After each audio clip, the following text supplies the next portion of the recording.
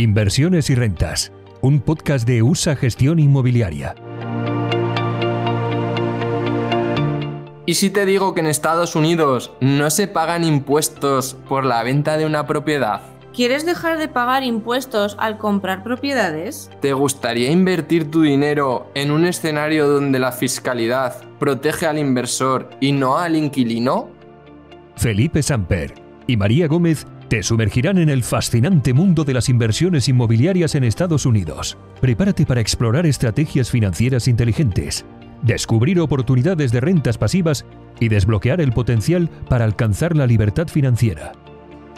Bueno, Felipe, pues si recuerdas, en el anterior podcast hablamos sobre una de las ventajas fundamentales de invertir en inmuebles en Estados Unidos con respecto a España, que era la seguridad jurídica que nos da a los inversores, ¿verdad?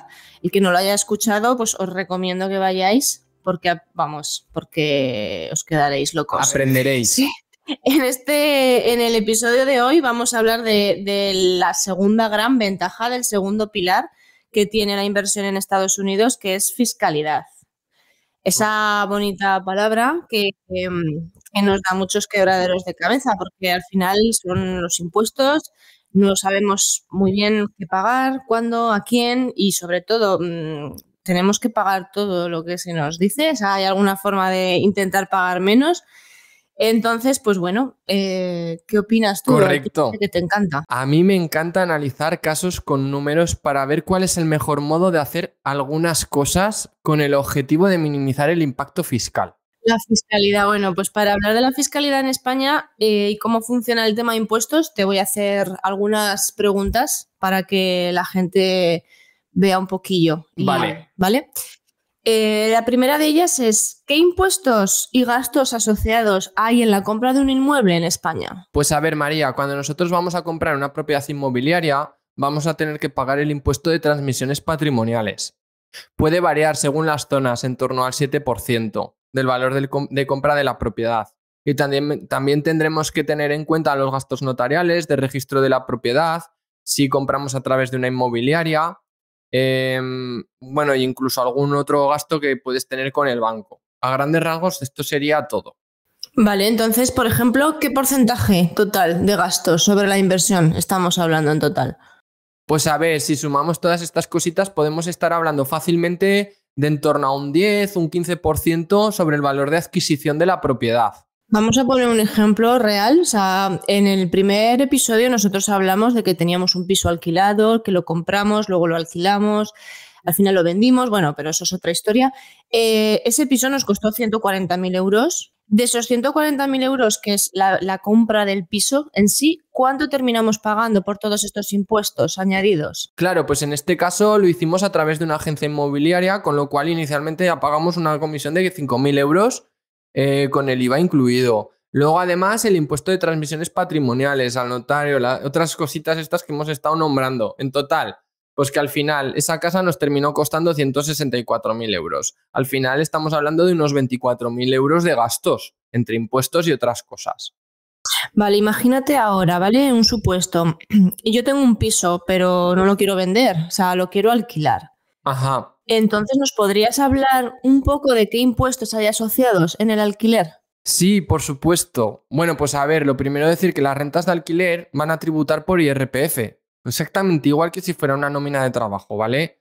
Esto es importante porque al final ya sabéis que hay una escala y en función de lo que ganas, pues pagas un poquito más, ¿no? Entonces, partiendo de este punto, una persona que trabaja y gana 30.000 euros al año de su trabajo y además tiene unos alquileres de 10.000, pues ¿qué es lo que ocurriría? Que aquí, en este caso, cuando tú alquilas la vivienda, si la alquilas como una vivienda habitual, es importante decir que tienes una bonificación fiscal actualmente del 60%. Entonces, en 2024, a partir del 2024, esta bonificación será del 50%. ¿Esto qué implica? Que pagas un poco menos de impuestos, te estás ahorrando algo de dinero por los ingresos del alquiler, ¿vale? Entonces, volviendo a este caso, al hacer la declaración de la renta, se reflejan los 30.000 euros de nómina más los 10.000 de los alquileres que has recibido. Entonces, tendríamos que incorporar gastos, pues por ejemplo, como el IBI, el seguro, las mejoras que hayas realizado, los mantenimientos, intereses si tienes hipoteca, la amortización del inmueble también, Pongamos que estos gastos son 3.000 euros. Ya no tienes un beneficio de 10.000, solo son 7.000, ¿vale? Que con la bonificación tributaria del 50% que hemos hablado por alquiler de vivienda habitual, ya no pagarías por 7.000, ya solo pagarías por la mitad, por 3.500. Y en este caso, como estás en un tramo de ingresos de entre 20 y 35.000 euros, pues tributas al 30%. Es decir, de esos 3.500 euros que te han quedado resultado de hacer de incorporar todos estos gastos y deducciones, lo que terminas pagando son 1.100, 1.050 euros. Y aquí también es importante destacar la partida de la amortización del inmueble, porque al final realmente no es un gasto que haya salido de tu bolsillo, es un apunte fiscal. Eso te iba a preguntar, ¿qué papel juega la amortización? Pues a ver, es que claro, la amortización es... ¿Podrías explicar un poco qué es la amortización? Sí, la amortización es un término contable que se aplica a nivel fiscal. Hacienda en España nos permite amortizar el 3% del valor de la construcción, ¿vale? Entonces, en realidad, la amortización lo que hace es cuantificar el deterioro físico de ese activo. Es decir, una casa se va deteriorando a un 3% anual, lo que es la construcción, porque el suelo no se deteriora. Entonces, claro, es que aquí hay que tener dos cosas en cuenta. Ya sabéis todos, cuando pagáis el IBI, hay una parte que viene dentro de lo que es la cartita del IBI, hay una parte que corresponde a lo que es el suelo de la propiedad y otra a lo que es la construcción. Entonces, ese 3%, solo se aplica sobre el valor de la construcción, de tal modo que al calcular esto, pues a lo mejor son lo que te estás ahorrando de gas, lo que te estás amortizando son 1.000 euros, 800, 700, 1.500, según el valor que te dice Hacienda, ¿vale? O que te dice el catastro. Entonces, tus ingresos, si por ejemplo la amortización son 1.000, tus ingresos ya serían 10.000 menos la amortización, 9.000, ¿vale? Que junto con el resto de gastos extras que hemos comentado, pues llegaríamos a tener a lo mejor unos gastos de 3.000. Entonces ahí es donde nos quedaríamos con los 7.000 de beneficio. Vale, muy bien. Yo creo que ha quedado bastante claro. Y luego la última pregunta que me gustaría hacerte, bueno, más que una pregunta, creo que también es una deducción ya bastante clara. Si he pagado por comprar un piso, impuestos me refiero, si he pagado impuestos por comprar un piso, he pagado por tenerlo alquilado, lo quiero vender, tengo que pagar, ¿no? Hombre, por supuesto, hay que pagar por todo. A ver, al final Hacienda ya sabes que siempre gana. Todos sabemos cuáles son las normas del juego y tenemos pues que jugar con ellas, fantástico. Entonces sí tienes que pagar. Lo primero, pagarías por una plusvalía municipal. Esto es lo que pagas al ayuntamiento, ¿vale? Cuando vendes y en segundo lugar, pues pagarías por la ganancia patrimonial. Entonces, en función del beneficio, hay 3 tramos del 19%, del 21% y del 23%. Según tu beneficio, pues pagas por tramos, ¿vale? ¿Esto qué es? Pues la diferencia entre el valor de venta y el valor de compra con todos los gastos que has podido tener, pues ahí sobre eso realmente aplicarías el porcentaje de ganancia patrimonial que se queda Hacienda. Sí, eso es. Vamos a seguir con nuestro ejemplo del piso nosotros porque finalmente ya os hemos adelantado que lo terminamos vendiendo. Lo compramos en 140, lo terminamos comprando en 164.000 con todos esos impuestos, lo vendimos en 178.000. Correcto. ¿Y de esos 178 cuánto tuvimos que pagar? Pues pagamos 2.700 euros de plusvalía municipal o 2.800 y luego sí que es verdad que como era nuestra primera vivienda y la vendimos para comprar otra primera vivienda, tienes una exención fiscal ahí y no tributas por las ganancias patrimoniales si las reinviertes en adquisición de primera vivienda. Entonces nos ahorramos la ganancia patrimonial, que es el impuesto estatal, ¿vale? Si no, pues hubiese sido, en este caso, que hubiéramos tenido que pagar por los 14.000 euros de beneficio que obtuvimos, de entre 178 y 164, hay un beneficio de 14.000. Pues por esos 14.000 euros habríamos pagado un 19% de los primeros 6.000 euros y un 21% por la diferencia entre 14 y 6. Es decir, más o menos hubiéramos pagado unos 3.000 euros. Que en total, sumado a la plusvalía municipal, estaríamos hablando de que habríamos pagado 6.000 euros en total. De 14.000 de beneficio, habríamos terminado pagando 6.000.